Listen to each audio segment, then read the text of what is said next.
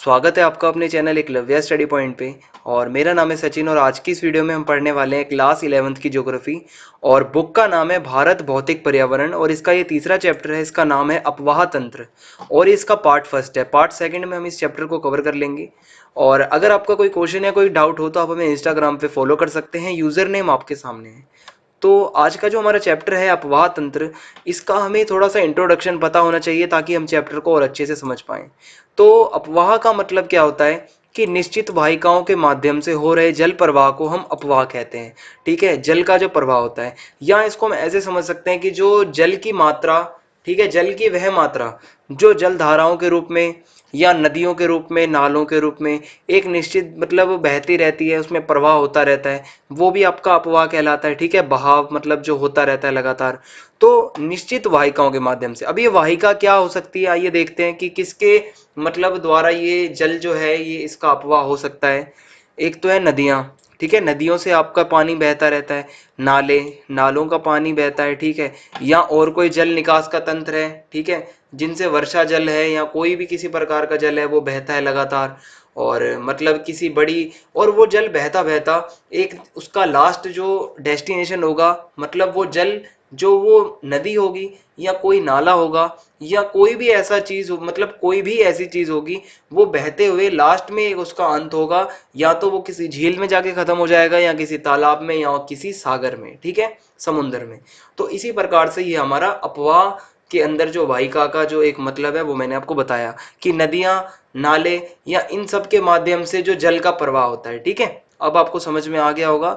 और इन्हीं वाहिकाओं के जाल को हम अपवाह जाल कहते हैं। ठीक है, अपवाह का जाल किसे कहते हैं? ये जो वाहिकाओं का जाल होता है पूरा, वाहिका क्या है? नदी, नाले, तो नदियों का जो पूरा एक जाल है ये क्या कहलाएगा? आपका अपवाह जाल।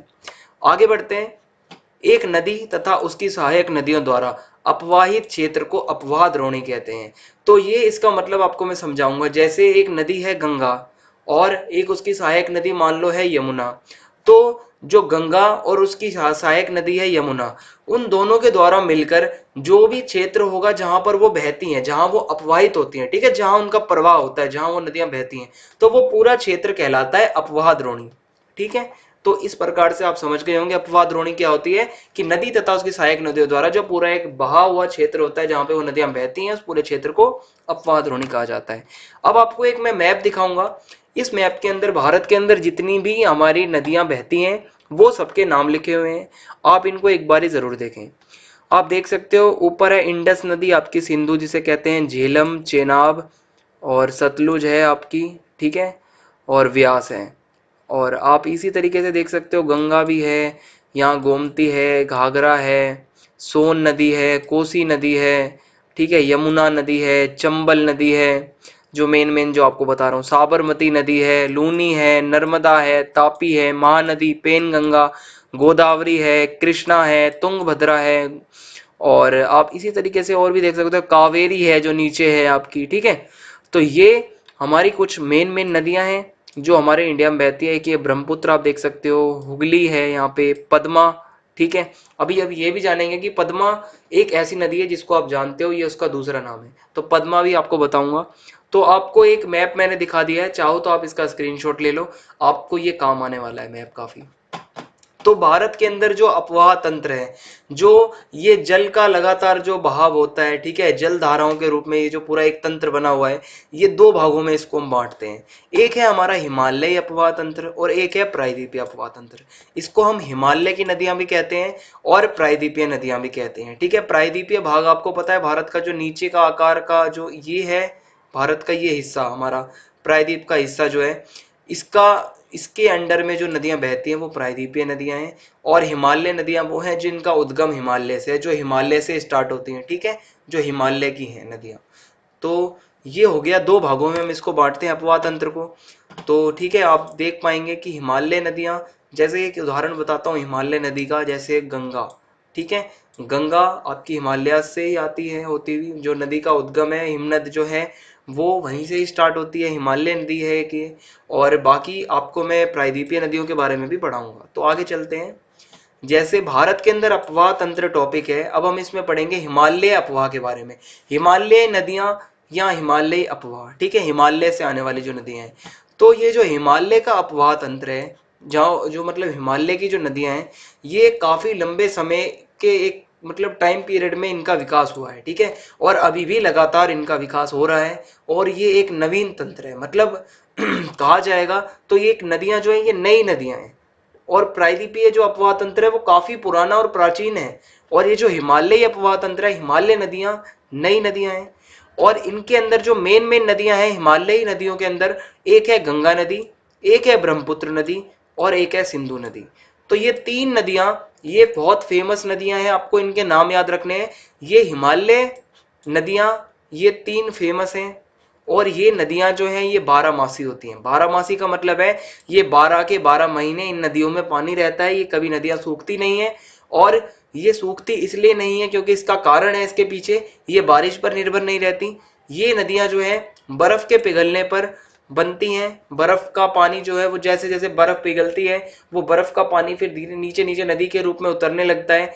और मतलब जो हिमनद जो होता है, जो हमारा बर्फ का जो एक मतलब आपको पता होगा हिमनद, ग्लेशियर जिसे हम कहते हैं, जब ग्लेशियर से जो पानी के रूप में जब वो आता है तो वो नदी बन के आगे बहती है।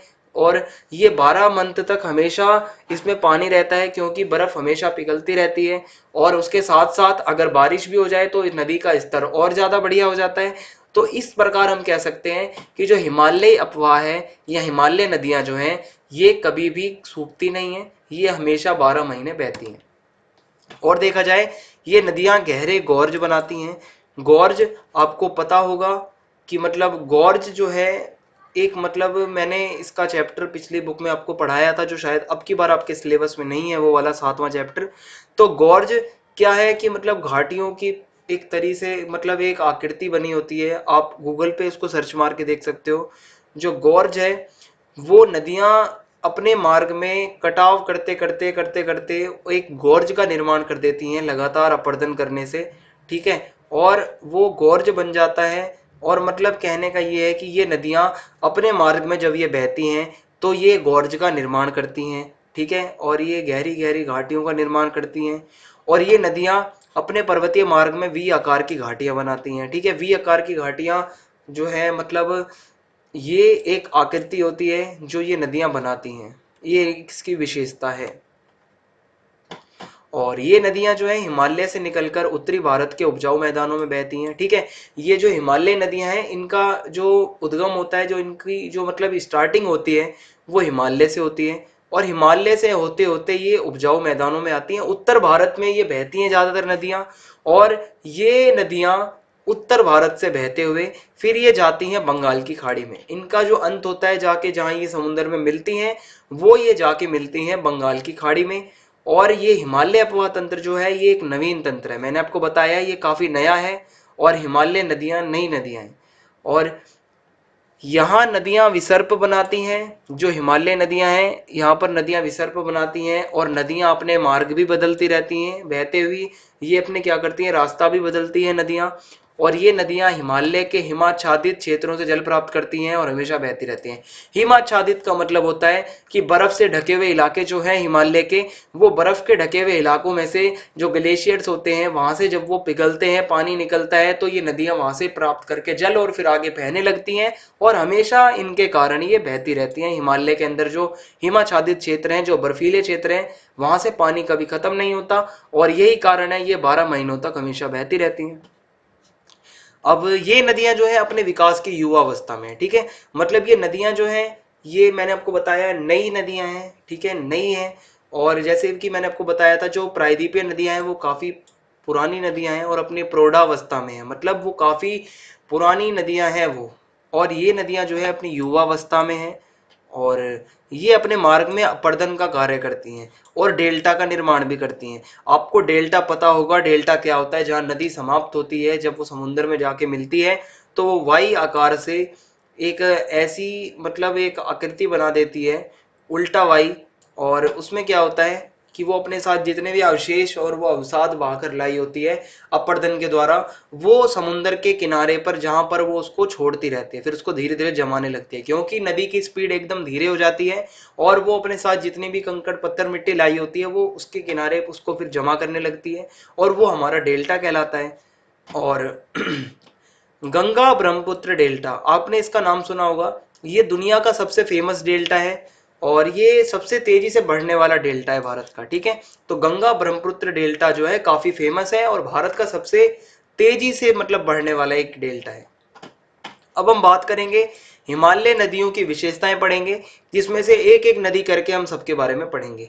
तो पहली नदी जो आज हम पढ़ने वाले हैं वो है सिंधु नदी तंत्र। सिंधु नदी के बारे में A to Z पढ़ेंगे और आपको बताता हूँ ये जो सिंधु नदी तंत्र है ये विश्व के सबसे बड़े नदी द्रोणियों में से एक है। ठीक है, जो मतलब सिंधु नदी तंत्र और इसके साथ सहायक नदियां जिस क्षेत्र को अपवाहित करती हैं, जहां इसकी सहायक नदियां बहती हैं, उस हिसाब से ये काफी बड़ा एक मतलब आप कह सकते हो नदी का तंत्र है। इसके साथ पांच पांच इसकी सहायक नदियां रहती हैं, आपको मैं अभी बताऊंगा सब कुछ। और इसका जो क्षेत्रफल है इस नदी तंत्र का, जहां जहां तक ये नदियां बहती हैं, वो है आपका 11,65,000 वर्ग किलोमीटर। ये इसका क्षेत्रफल है जिसके एरिया में ये नदी आपकी मतलब बहती है। और जो इस नदी की लंबाई है वो है 2,880 किलोमीटर और भारत के अंदर जो इसकी लंबाई है वो है 1,114 किलोमीटर। अब ये भारत में मैंने अलग क्यों लिखा है और ये अलग क्यों लिखा है, इसका रीजन ये है कि सिंधु नदी आपको पता होगा पाकिस्तान के अंदर भी बहती है।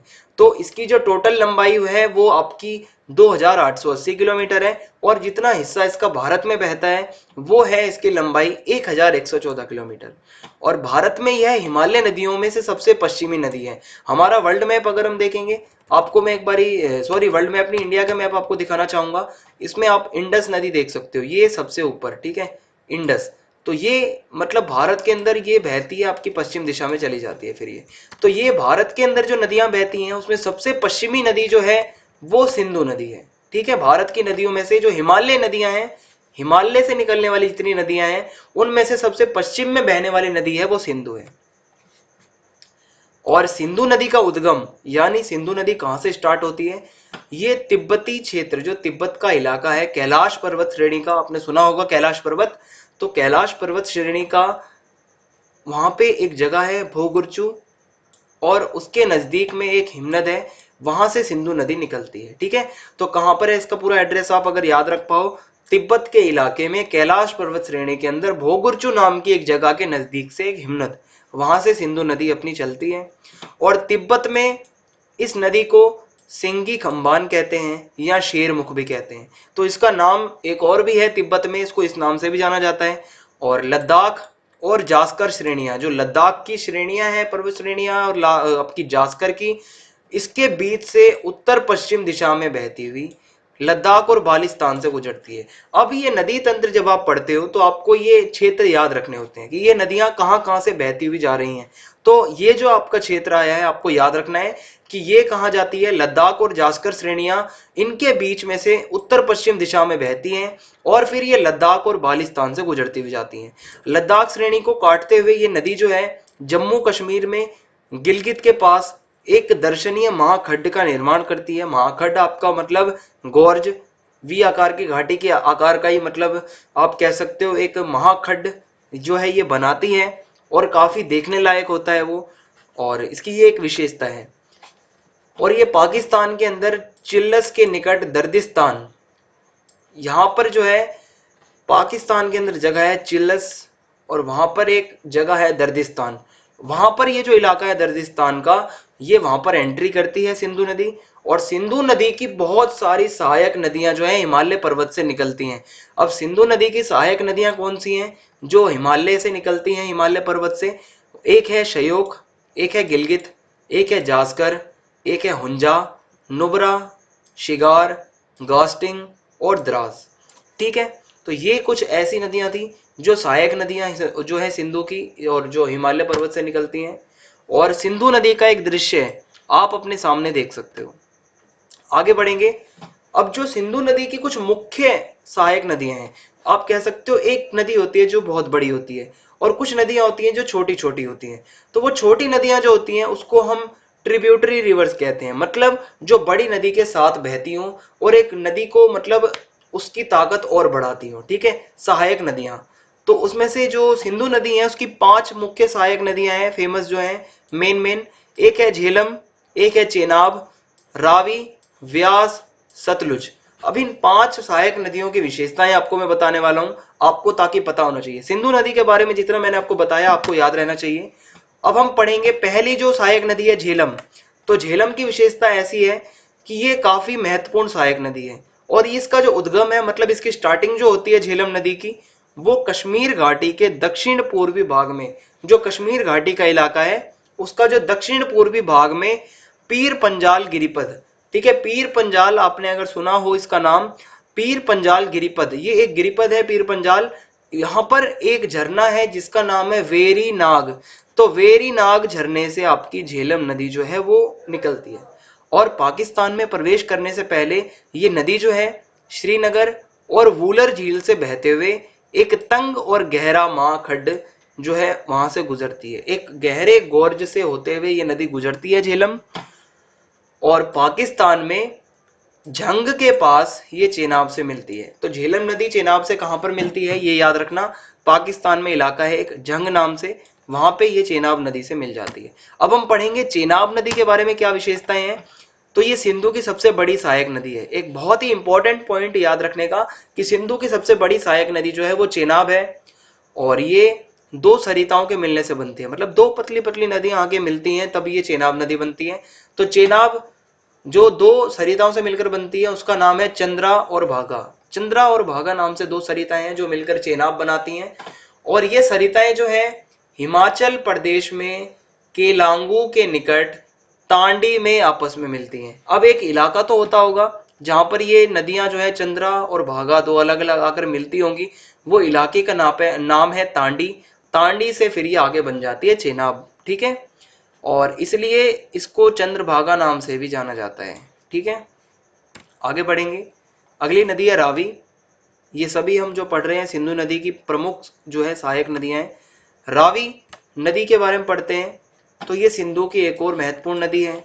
इसका उद्गम देखते हैं, कहाँ से ये नदी निकलती है। नदियों में आपको यही याद रखना होता है, इसकी लंबाई कितनी है, कहाँ से निकलती है और कहाँ कहाँ ये बहती है, बस यही है इस चैप्टर में बस याद करने का। और हिमाचल के कुल्लू की पहाड़ियों में जो रोहतांग जो आपका दर्रा है, रोहतांग का दर्रा जो है हिमाचल के कुल्लू की पहाड़ियों में, उसके पश्चिम से निकलते हैं, काफी आसान है। और ये राज्य की चंबा घाटी से बहती है। चंबा घाटी मतलब हिमाचल की राज्य की जो चंबा घाटी है वहां से ये बहती है, और पाकिस्तान में प्रवेश करने और सराय सिंधु के पास में चेनाब नदी में मिलने से ये नदी पीर पंजाल के दक्षिण पूर्वी भाग और धौला धर के बीच प्रदेश से बहती है। अभी ये जगह का नाम लिखा हुआ है कि कहाँ कहाँ से ये बहती हुई जाती है। तो इसमें इसने बताया कि पाकिस्तान में प्रवेश करने और सराय सिंधु के पास में चेनाब नदी में मिलने से ये जो नदी है ये चेनाब से मिल जाती है, ठीक है। ये रावी नदी आपकी चेनाब से मिल जाती है, और चेनाब में मिल जाने के बाद ये नदी जो है पीर पंजाल के दक्षिण पूर्वी भाग, जो पीर पंजाल का गिरिपद है, पीर पंजाल के दक्षिण पूर्वी भाग और धौलाधर, ये एक और जगह का नाम है, इसके बीच के प्रदेश में ये बहती है। मतलब इसका जो प्रवाह होता है वो यहाँ पे होता है। आगे पढ़ेंगे व्यास नदी। तो ये भी सिंधु की एक महत्वपूर्ण नदी है, और ये नदी जो है समुद्र तल से 4000 मीटर की ऊंचाई पर रोहतांग दर्रे के निकट में एक व्यास कुंड है, वहां से निकलती है, ठीक है। रोहतांग दर्रे के साइड में ही है निकट में व्यास कुंड नाम से, तो वहां से ये निकलती है 4000 मीटर की ऊंचाई से, और ये नदी जो है कुल्लू घाटी से गुजरती है होते हुए, और धौलाधर श्रेणी में, धौलाधर की जो श्रेणी है वहां पर ये काती और लारगी, काती और लारगी में ये गोरज का निर्माण करती है, ठीक है। काती और लारगी नाम की जगह पर ये गोरज का निर्माण करती है। ये पंजाब के मैदान में प्रवेश करती है जहां पर हरीके नाम की जगह के पास में सतलुज नदी में ये मिल जाती है। तो सतलुज नदी से ये कहां पर मिलती है, हरीके, हरीके नाम की लोकेशन पर क्या होता है, ये जो नदी है ये जाके मिल जाती है सतलुज नदी से। अब हम पढ़ते हैं सतलुज नदी के बारे में। तो आपने देखा होगा हर नदी लास्ट में जिस नदी से जाके मिलती है फिर आगे हम उसकी विशेषता पढ़ते हैं। तो सतलुज से मिल गई। अब इसके बाद जो है ये नदी जो है सतलुज जो है ये तिब्बत में 4555 मीटर की ऊंचाई पर मानसरोवर के निकट राक्षस ताल से निकलती है, ठीक है। तो ये जो नदी है सतलुज कहां से निकलती है, मानसरोवर के पास में जो राक्षस ताल है वहां से निकलती है, और राक्षस ताल के वहां से जब ये निकलती है तो इस नदी को नाम दिया जाता है लॉन्ग चेन खनबाब, ठीक है। लॉन्ग चेन खनबाब नाम से इसको जाना जाता है। और भारत में प्रवेश करने से पहले ये जो नदी है सतलुज, ये लगभग 400 किलोमीटर तक सिंधु नदी के समानांतर बहती रहती है। और मतलब लगातार सिंधु नदी के समानांतर बहती रहती है जब जब तक ये भारत में प्रवेश ना करे, उससे पहले ही ये 400 किलोमीटर तक बहती है। और रोपड़ नाम की एक जगह है जहां पर ये एक गोर्ज बनाती है। और ये हिमालय पर्वत श्रेणी में जो है शिपकीला से होती हुई पंजाब के मैदान में प्रवेश करती है। तो जब ये हिमालय पर्वत श्रेणी के अंदर जो शिपकीला नाम की जगह है वहां से ये बहती हुई जाती है और पंजाब के मैदान में फिर ये एंटर कर जाती है। और ये एक काफी इंपॉर्टेंट नदी है क्योंकि आपने एक परियोजना का नाम सुना होगा, भाखड़ा नांगल परियोजना। तो भाखड़ा नांगल परियोजना के लिए जो नहर तंत्र है उसका ये पोषण करती है, नहरों को पानी मिलता है वो यही नदी प्रोवाइड करवाती है। तो काफी इंपॉर्टेंट है ये भाखड़ा नांगल परियोजना के लिए भी। अब जो हमारा अगला नदी तंत्र है वो है गंगा नदी तंत्र। काफी फेमस नदी तंत्र है और ज्यादातर लोगों को इसके बारे में पता होता है, गंगा नदी के बारे में। तो आइए स्टार्ट करते हैं।